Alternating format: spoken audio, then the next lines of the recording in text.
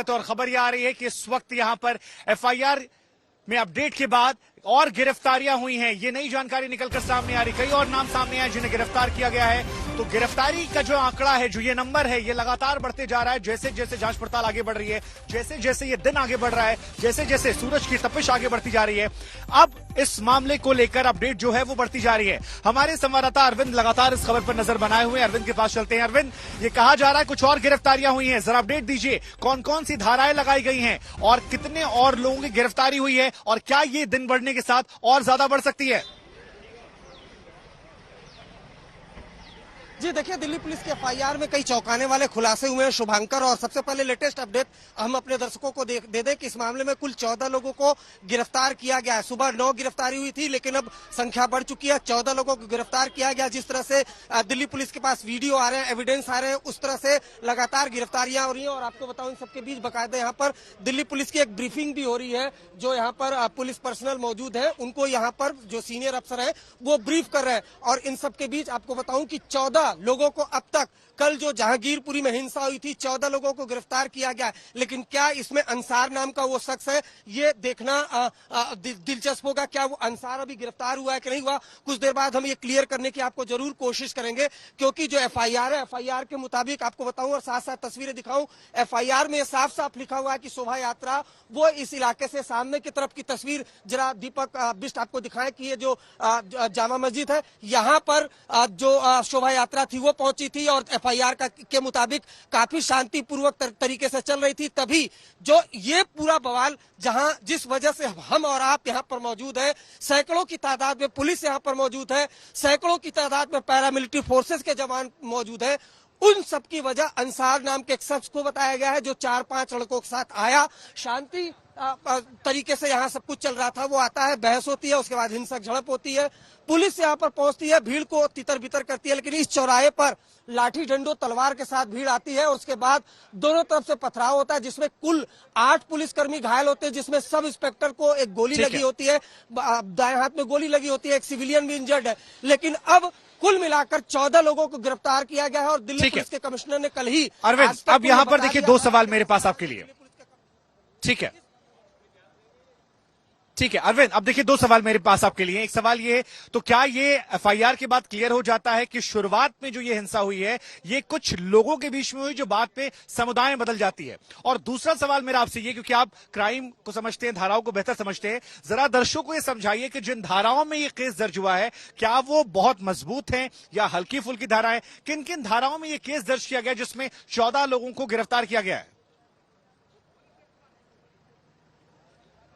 जी देखिए, मैं आपको बिल्कुल बताऊं कि जो एफआईआर दर्ज हुई है उसमें बाकायदा जो 147, 148, 149, 186, 353, 332, 323, 427 और 307 कई संगीन धाराएं हैं। जाहिर सी बात है, जो जिस तरह से यहाँ पर दंगा फैला, तो दंगे की धाराएं भी इसमें लगाई गई हैं। और अब तक 14 लोगों को गिरफ्तार किया गया इस पूरे मामले में। एक एफआईआर दर्ज हुई है और आपको बताऊं कि बड़ी खबर जो आ रही है, एक पिस्टल को भी रिकवर किया गया, यानी एक हथियार दिल्ली पुलिस ने रिकवर किया है। जिस तरीके से ये सामने आ रहा था कि बकायदा जो फायरिंग हुई थी दिल्ली पुलिस की तरफ से, तो अब ये सामने आ रहा है कि जो one of the accused who open fire has also been arrested, यानी एक आरोपी जिसने भीड़ की तरफ से फायरिंग की थी, उसको भी दिल्ली पुलिस ने गिरफ्तार कर लिया है। उसके पास से पिस्टल भी रिकवर कर लिया है। ये बड़ी खबर है अब तक की, क्योंकि एफआईआर में बकायदा दिल्ली पुलिस ने इस बात का खुलासा किया। ये बहुत बड़ी जानकारी आप दे रहे हैं।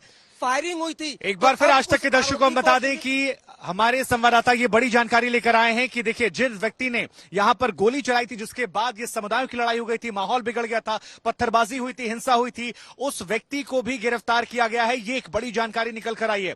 तो 2-3 बड़ी अपडेट क्या है, उसके बाद हम आशुतोष के पास जाएंगे। पहली बड़ी अपडेट ये कि 14 लोग अब तक ऐसे हैं जिन्हें गिरफ्तार कर लिया गया है। कई धाराओं में केस दर्ज किए गए हैं, जैसा कि हमारे सहयोगी अरविंद बता रहे हैं कि उसमें संगीन धाराएं भी हैं जिनमें केस दर्ज किया गया है। और यहीं से बताया जाता है कि ये मस्जिद और उसके बगल में मंदिर भी, देखिए आप, ये भी बड़ा दिलचस्प हालांकि है कि यहां पर आपको एक मस्जिद नजर आता है और उसके ठीक बगल में आपको एक मंदिर नजर आएगा। तकरीबन 50-100 मीटर की दूरियां, ये देखिए आप, दोनों की गुंबद जो है आपको नजर आ रही है। लेकिन कल शाम के बाद से ऐसा लग रहा है कि मानो दूरियां जो हैं वो काफी ज्यादा हो गई हैं। बाईं तरफ यहां पर एक समुदाय विशेष के लोग रहते हैं और दूसरी तरफ वो लोग रहते हैं जिन्होंने कहा कि हम पर पत्थर चलाए गए। आशुतोष, जरा ये बताइए, अब ये एफआईआर के बाद ये क्या माना जाए कि कुछ लोगों की लड़ाई थी जो बाद में समुदायों की लड़ाई हो गई। और ये जो बड़ा दिलचस्प पहलू आपने भी जिक्र किया था, लग रहा है कि मंदिर मस्जिद की खाइयां जो काफी बढ़ गई यहाँ पर कल शाम के बाद, जैसे जैसे तापमान बढ़ा है।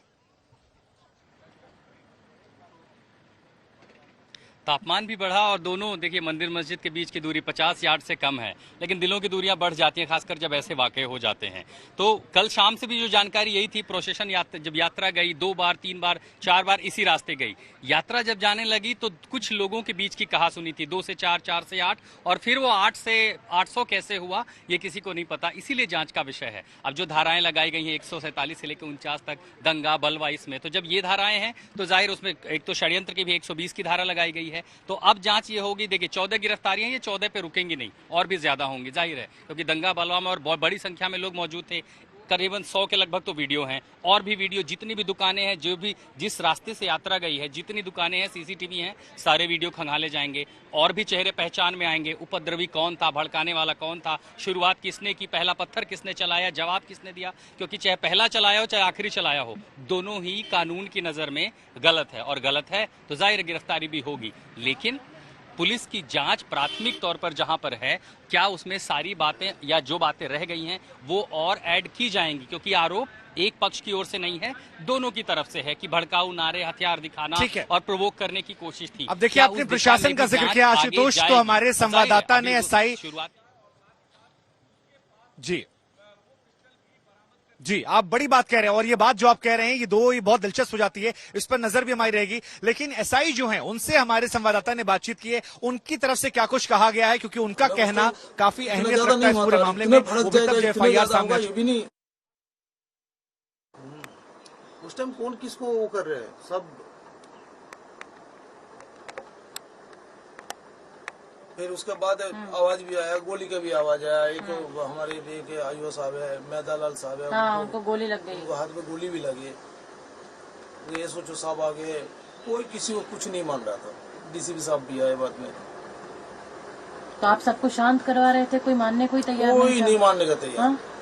एकदम जब आ रहे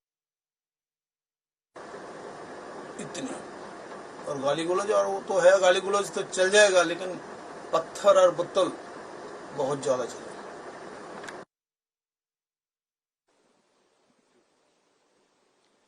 कल जहांगीरपुरी में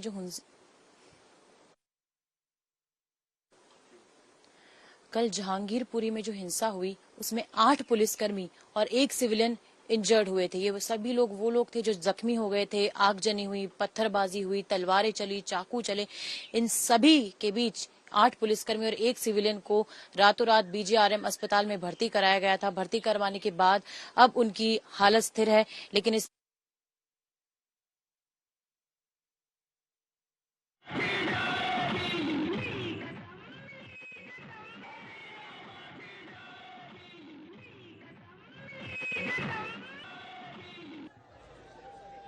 तो ये बातचीत हमने आपको सुनवाई। इस बड़ी खबर पर लगातार आज तक की नजर बनी हुई है।